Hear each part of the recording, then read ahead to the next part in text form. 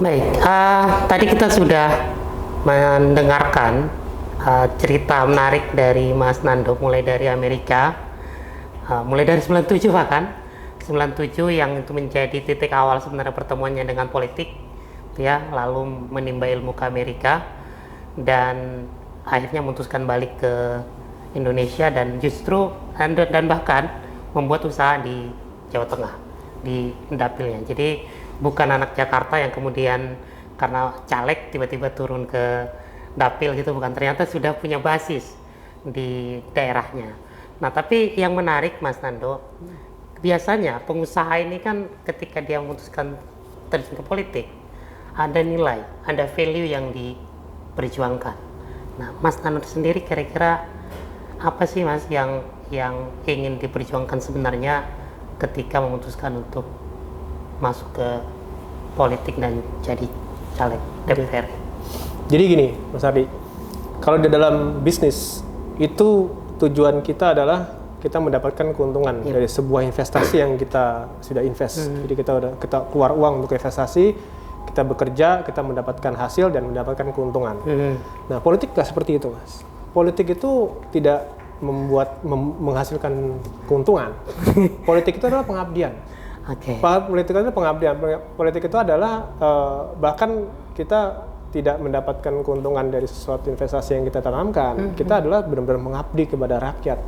Jadi makanya politik dan bisnis itu satu kesatuan yang berbeda menurut saya. Jadi bisnis itu kita mencari keuntungan, politik itu adalah pengabdian kepada rakyat gitu. Jadi tujuan saya masuk politik itu adalah pengabdian, Mas. 44 tahun saya sudah hidup di dunia ini, saya sudah membina keluarga, saya sudah mendapatkan keuntungan dari perusahaan-perusahaan saya sudah mensejahterakan karyawan-karyawan saya yang jumlahnya hanya sedikit ini. Nah, ini saatnya saya mensejahterakan masyarakat di dapil saya. Itu tujuan saya. Jadi ingin berdampak lebih memang, masyarakat ya.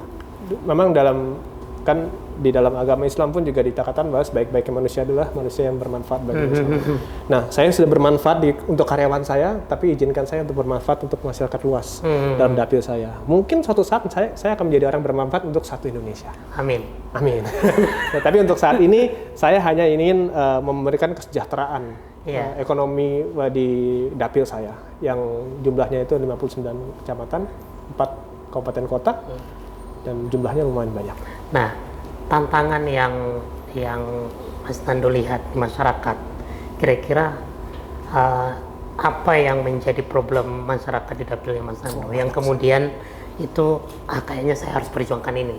Itu banyak sekali Mas Adi. Saya tuh kampanye itu hanya 8 bulan, totalnya 8 bulan. Itu banyak sekali permasalahan yang saya harus dari infrastruktur, dari masalah pupuk, pertanian, air bersih, terus masalah kesejahteraan, kesehatan, pendidikan, itu semua itu bermasalah semua. Bukan bermasalah, artinya harus ditingkatkan. Nah, karena saya waktu itu pas kampanye alhamdulillah saya masih muda dan saya masih terjun ke lapangan ya. Saya ratusan ribu saya ketemu orang, jadi saya udah menginventaris semua permasalahan ini, Mas. Saya udah menginventaris permasalahan ini. Jadi insya Allah nanti kalau saya sudah menjabat, sudah dilantik, insya Allah saya akan balik ke dapil saya dan insya Allah saya akan satu persatu saya akan mengurai permasalahan-permasalahan ini. Saya penasaran, kira-kira janji yang pernah disampaikan ke masyarakat itu mungkin banyak gitu ya, 1-2 nih Mas Nando yang mungkin bisa di-spill ke pendengar kita. Oke, jadi sebenarnya yang saya lakukan 8 bulan terakhir pada saat saya kampanye itu sebenarnya bukan hanya janji. Saya menjelaskan kepada warga konstituen saya bahwa DPR RI itu adalah hanya seorang jembatan bagi rakyat ke pemerintah pusat. Selayak namanya adalah Dewan Perwakilan Rakyat. Jadi kami hanya wakilnya panjenengan semua. Saya bilang, saya itu hanya wakilnya Bapak Ibu-Ibu sekalian. Jadi permasalahan apa yang akan saya temukan di bawah dari Bapak Ibu sekalian itu akan saya sampaikan ke kementerian atau di pemerintah pusat. Jadi saya tuh hanya jembatan aja. Jadi saya fungsinya hanya untuk komunikasi antara rakyat kepada pemerintah pusat, permasalahannya apa. Jadi seperti itu aja. Jadi menyambung lidah ya. Menyambung lidah, betul. Jadi saya otomatis nanti begitu saya dilantik, saya akan turun ke bawah, saya akan inventaris lagi permasalahannya apa, saya akan bawa ke Jakarta dan saya akan aspirasi itu akan saya suarakan. Jadi itu aja yang saya katakan ke mereka. Jadi saya nggak banyak ngumbar janji, Mas. Sambil saya sampaikan pada saat 8 bulan saya terakhir kampanye itu, saya menggunakan media Instagram saya untuk berkomunikasi dengan semua rakyat saya yang saya temuin. Jadi banyak sekali saya setiap pagi itu, selamat malam, pagi Mas Nando, apa semua saya jawabin, Mas. Itu sendiri? Saya sendiri. Tanpa admin, Mas? Tanpa admin. Bahkan banyak semua yang kontak saya itu lewat Instagram saya. Jadi semua saya jawabin. Karena saya ingin menjadi anggota dewan yang bermanfaat, Mas. Bukan hanya seorang anggota dewan yang begitu jadi terus tiba-tiba menghilang. Saya nggak mau kayak gitu. Saya pengen seperti ayah saya. Ayah saya tuh idola saya. Jadi dia tuh udah 4 periode jadi anggota DPR terus. Saya pengen terus menjadi anggota DPR. Jadi bermanfaat lah bagi dapil saya. Nah, itu tadi yang soal cerita banyak politisi yang melupakan dapil atau melupakan konstituen, kan cerita itu kan banyak, Mas. Dan itu terekam di memori publik itu. Sebagai seorang pengusaha baru, maksudnya orang yang sudah lama di dunia bisnis, sudah lama di dunia usaha, kemudian masuk ke politik, yang kira-kira menurut Mas Nando nilai-nilai di dunia usaha itu yang bisa kita bawa ke politik itu apa sih, Mas? Sehingga kemudian publik percaya gitu, kalau kita pilih anggota DPR yang dari pengusaha itu lebih baik misalnya dari yang lain, misalnya kira-kira. Ya paling nilai yang paling bisa saya jual pada saat itu adalah saya sudah selesai dengan hidup saya. Saya sudah puluhan tahun saya kerja, saya sudah mendapatkan tabungan yang cukup untuk saya dan keluarga saya. Jadi saya tidak mencari hal-hal seperti itu lagi. Yang saya cari adalah pengabdian kepada rakyat. Itu yang saya jual. Nah, kita melihat di beberapa pemberitaan ya, Mas Nando ini kan cukup banyak bicara soal ekonomi, BUMN, bahkan sesekali saya mengkritik kebijakan di Kementerian BUMN gitu ya. Saya mau tahu, nanti kalau sudah terpilih, sudah dilantik jadi anggota DPR tanggal 1 Oktober. Ya, itu kira-kira akan memilih di komisi mana, Mas? Oh gitu. Jadi kalau saya ditanya komisi mana, otomatis saya berharapnya itu komisi yang saya sudah punya background. Saya sudah pengalaman di bidang itu. Saya sudah tahu gimana penyelesaiannya mengenai sektor-sektor itu. Nah, kenapa tadi sempat dikatakan bahwa saya sering komentar mengenai BUMN, ekonomi, keuangan? Karena wartawan yang nanya ke saya, kalau bukan sekitar itu, saya nggak pernah jawab. Saya bilang saya nggak paham kalau masalah itu. Tapi kalau misalnya saya bicara ekonomi, kita bicara BUMN, kita bicara keuangan, itu saya paham sekali. Karena itu adalah bidang saya, itu adalah background saya, itu sesuatu yang saya tekuni selama bertahun-tahun di negara ini. Jadi otomatis saya gatel untuk berkomentar di situ. Gitu. Ya, jadi itu tadi cerita Mas Nando bagaimana beliau merawat dan memperjuangkan aspirasi di masyarakatnya.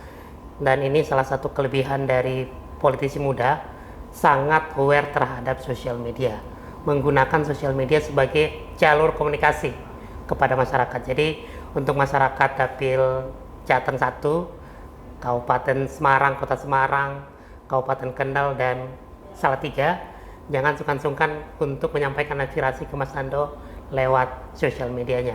Sosial media dijawab sendiri, jadi bukan lewat admin. Jadi semua aspirasi insya Allah akan dibaca langsung oleh Mas Nando. Baik, Mas Nando, sebelum kita akhiri percakapan kita, perbincangan kita pagi hari ini, kita mau kuis dulu, Mas Nando. Oh, iya. Ini kuisnya jawab cepat, disordered. Jadi nanti saya akan tanya ke Mas Nando dan mohon dijawab untuk cepat dan ringkas. Nggak perlu ada penjelasan. Langsung aja. Jadi tegang nih saya ini. Oke, kita mulai, Mas. Oke. Pertanyaan pertama, Kendal atau Jakarta? Kendal. Bisnis atau politik? Politik. Ternyata bisnisnya sudah mulai dilupakan kayaknya. Main golf atau goes? Goes. Nah, masyarakat ini banget ya, sehat banget gitu. BUMN atau kementerian? BUMN-nya maksudnya perusahaannya? Kementerian. Kementerian. Nih, ini udah agak serius nih kita nih. Bahlil atau Erlangga? Bahlil lah ada. Karena ketum baru kayaknya. Bahlil lah ada dia. Kemudian, nah ini masuk kita ke pilkada. Ahmad Lutfi atau Andika Perkasa? Ahmad Lutfi, of course. Udah pastilah. Didukung Golkar soalnya. Terakhir, Prabowo atau Gibran? Prabowo. Prabowo Setuju. presiden terpilih. Baik, terima kasih Mas Nando atas perbincangan kita pada pagi hari ini. Sebelum kita tutup, kita mau mendengarkan dulu closing statement dari Mas Nando. Mungkin ada pesan-pesan buat masyarakat di Jateng 1 yang sudah memilih Mas Nando di pemilu kemarin. Baik, pertama-tama saya mengucapkan banyak terima kasih, terutama ke Mas Hardi dan Promedia yang sudah mengundang saya, yang sudah memberikan kesempatan saya untuk datang ke sini dan mengulik perjalanan hidup saya. Pesan dari saya tentunya untuk dapil saya, kemarin ada 63.881 suara untuk saya. Terima kasih banyak atas pilihan saya. Tapi saya di sini bukan sebagai anggota dewan untuk 63.000, tapi saya sebagai anggota dewan 4 kabupaten kota, Kabupaten Kendal, Kota Semarang, Kabupaten Semarang, dan Kota Salatiga.